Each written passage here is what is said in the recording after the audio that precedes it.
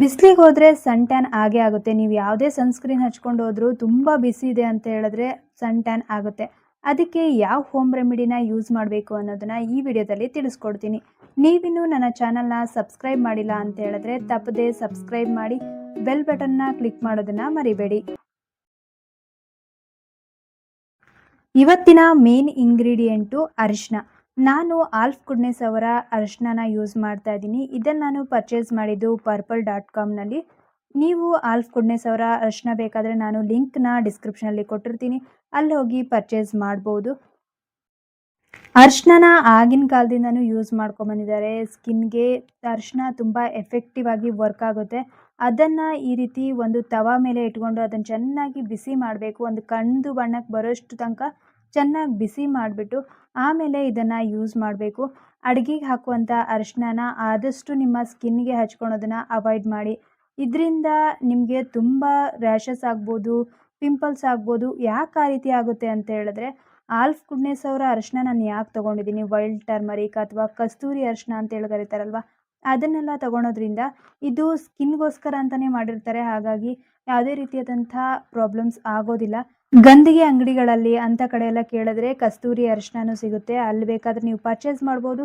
ಇಲ್ಲ ಅಂತ ಹೇಳಿದ್ರೆ ಒಂದು ಒಳ್ಳೆ ರೇಟಿಂಗ್ ಇರುವಂತಹ ಅರಿಶಿನ ನೀವು ವೈಲ್ಡ್ ಟರ್ಮರಿಕ್ ಅರಿಶಿನ, ಕಸ್ತೂರಿ ಅರಿಶಿನ ಅದನ್ನು ಆನ್ಲೈನಲ್ಲೂ ಪರ್ಚೇಸ್ ಮಾಡ್ಬೋದು. ಬಿಸಿ ಮಾಡ್ಕೊಂಡಿರುವಂಥ ಅರಿಶಿನ 2 ಸ್ಪೂನಷ್ಟು ಯೂಸ್ ಮಾಡ್ತಾ ಇದ್ದೀನಿ.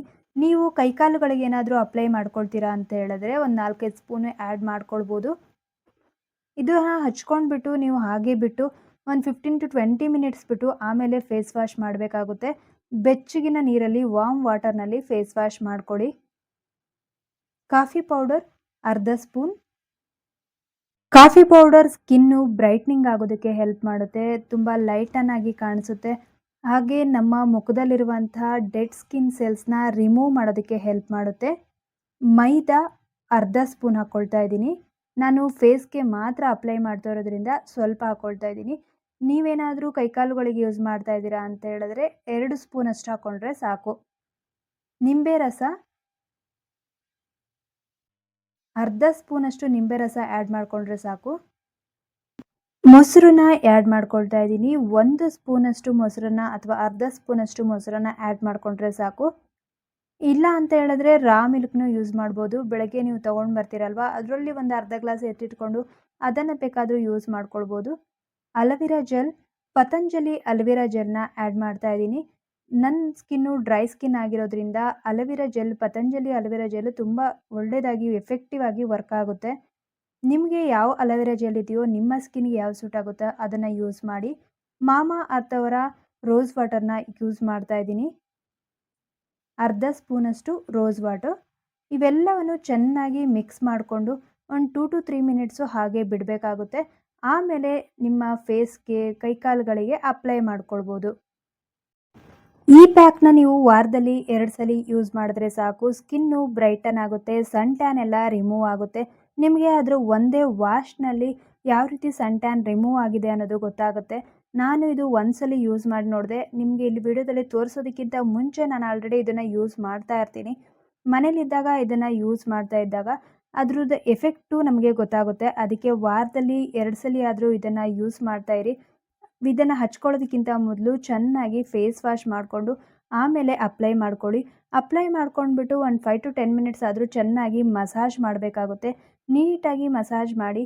ಕಣ್ಣಿನ ಸುತ್ತ ಮಸಾಜ್ ಮಾಡೋದಕ್ಕೆ ಹೋಗಬೇಡಿ. ಯಾಕಂತ ಹೇಳಿದ್ರೆ ಅಲ್ಲಿ ತುಂಬ ಸ್ಕಿನ್ನು ತಿನ್ನಾಗಿರೋದ್ರಿಂದ ಅದರಿಂದ ನಿಮಗೇನಾದರೂ ಸುಕ್ಕುಗಡ್ದಂಗೆ ಆಗ್ಬೋದು. ಅದಕ್ಕೆ ಆದಷ್ಟು ಕಣ್ಣನ್ನು ಅವಾಯ್ಡ್ ಮಾಡಿ. ಕಣ್ಣತ್ರ ಹಚ್ಚೋದಕ್ಕೆ ಹೋಗಬೇಡಿ. ಮುಖದ ಮೇಲಿರುವಂಥ ಸನ್ ಟ್ಯಾನು ಬೇಗ ರಿಮೂವ್ ಆಗುತ್ತೆ. ಆದರೆ ಕೈಕಾಲುಗಳಲ್ಲಿರುವಂಥ ಸನ್ ಟ್ಯಾನ್ನ ರಿಮೂವ್ ಮಾಡೋದಕ್ಕೆ ತುಂಬಾ ಕಷ್ಟ ಆಗುತ್ತೆ. ಅದಕ್ಕೆ ಇದನ್ನು ವಾರದಲ್ಲಿ 3-4 ಸರಿ ಆದರೂ ನೀವು ಯೂಸ್ ಮಾಡಬೇಕಾಗುತ್ತೆ. ಪೌಡರ್ನ ಆಲ್ರೆಡಿ ಮಾಡಿಟ್ಕೊಂಡಿರ್ತೀರಲ್ವ, ಅರಿಶಿನ ಅದನ್ನು ಸ್ವಲ್ಪ ಜಾಸ್ತಿನೇ ಮಾಡಿಟ್ಕೊಂಡು ಸ್ಟೋರ್ ಮಾಡಿ ಇಟ್ಕೊಳ್ಳಿ. ಆಮೇಲೆ ಉಳಿದಿರುವಂಥ ಇಂಗ್ರೀಡಿಯೆಂಟ್ಸ್ನ ನೀವು ಹಾಕ್ಕೊಂಡು ಚೆನ್ನಾಗಿ ಅಪ್ಲೈ ಮಾಡ್ಕೊಳ್ಬೋದು. ವಾರದಲ್ಲಿ 3-4 ಸರಿ ನೀವು ಕೈಕಾಲುಗಳಿಗೆ ಹಚ್ಚೋದ್ರಿಂದ ಸನ್ ಟ್ಯಾನ್ ಎಲ್ಲ ರಿಮೂವ್ ಆಗುತ್ತೆ. ನಾನು ಇದನ್ನು 15-20 ಮಿನಿಟ್ಸ್ ಬಿಟ್ಟು ಆಮೇಲೆ ಫೇಸ್ ವಾಶ್ ಮಾಡಿದೆ. ಸ್ಕಿನ್ನು ತುಂಬ ಬ್ರೈಟ್ನಿಂಗ್ ಆಗಿ ಕಾಣಿಸ್ತಾ ಇತ್ತು. ಸನ್ ಟ್ಯಾನ್ ಎಲ್ಲ ರಿಮೂವ್ ಆಗಿದೆ ಅಂಥೇಳಿ ನನಗೆ ಇದರ ರಿಸಲ್ಟ್ ಗೊತ್ತಾಗ್ತಾ ಇತ್ತು. ಇದಾದಮೇಲೆ ಯಾವುದಾದ್ರೂ ನಿಮಗೆ ಮಾಯ್ಶ್ಚರೈಸರ್ ನಿಮ್ಮ ಸ್ಕಿನ್ಗೆ ಸೂಟ್ ಆಗುವಂಥ ಮಾಯ್ಶ್ಚರೈಸರ್ನ ಯೂಸ್ ಮಾಡಿ. ನಾನು ಡ್ರೈ ಸ್ಕಿನ್ ಆಗಿರೋದ್ರಿಂದ ಸೆಟಾಫಿಲ್‌ನ ಯೂಸ್ ಮಾಡ್ತಾ ಇದ್ದೀನಿ. ನಿಮ್ಮ ಸ್ಕಿನ್ನಿಗೆ ಯಾವ್ದು ಸೂಟ್ ಆಗುತ್ತೋ ಅದನ್ನು ಯೂಸ್ ಮಾಡಿ. ಸೆಟಾಫಿಲ್‌ನ ನಾನು ಲಿಂಕು ಡಿಸ್ಕ್ರಿಪ್ಷನಲ್ಲಿ ಕೊಟ್ಟಿರ್ತೀನಿ. ಈ ಹೋಮ್ ರೆಮಿಡಿ ತುಂಬ ಎಫೆಕ್ಟಿವ್ ಆಗಿ ವರ್ಕ್ ಆಗುತ್ತೆ. ಆದಷ್ಟು ನೀರನ್ನು ಚೆನ್ನಾಗಿ ಜಾಸ್ತಿ ಕುಡಿಬೇಕಾಗುತ್ತೆ. ನೀವೇನಾದರೂ ಹೊರಗಡೆ ಟ್ರಾವೆಲ್ ಮಾಡ್ತಾ ಇದ್ದೀರಾ ಅಂತ ಹೇಳಿದ್ರೆ ನೀರು, ಎಳ್ನೀರು, ಮಜ್ಜಿಗೆ ಇವು 3ನ್ನ ಜಾಸ್ತಿ ಕುಡಿಯೋದ್ರಿಂದ ನಿಮ್ಮ ಬಾಡಿ ತುಂಬ ಹೈಡ್ರೇಟ್ ಆಗಿ ಇರುತ್ತೆ. ಅದಕ್ಕೆ ಆದಷ್ಟು ನೀರನ್ನು ಜಾಸ್ತಿ ಕುಡಿಯೋದನ್ನು ಅಭ್ಯಾಸ ಮಾಡ್ಕೊಳ್ಳಿ. ಹೋಮ್ ರೆಮಿಡೀಸ್‌ನ ಯೂಸ್ ಮಾಡೋದ್ರಿಂದ ಯಾವುದೇ ರೀತಿಯಾದಂಥ ಎಫೆಕ್ಟ್ ಇರೋದಿಲ್ಲ. ನಿಮ್ಗೇನಾದರೂ ಬೇರೆ ಏನಾದರೂ ಪ್ರಾಬ್ಲಮ್ಸ್ ಆಗುತ್ತೆ, ಪಿಂಪಲ್ಸ್ ಆಗುತ್ತೆ, ಅದಾಗುತ್ತೆ, ಇದಾಗುತ್ತೆ ಅನ್ನುವಂಥ ಯಾವುದೇ ರೀತಿಯಾದಂಥ ಪ್ರಾಬ್ಲಮ್ಸ್ ಇರೋದಿಲ್ಲ. ಯಾಕಂತ ಹೇಳಿದ್ರೆ ಇದರಲ್ಲಿ ಯಾವುದೇ ರೀತಿಯಾದಂತಹ ಹಾರ್ಶ್ ಕೆಮಿಕಲ್ಸ್‌ನ ಯೂಸ್ ಮಾಡಿಲ್ಲ.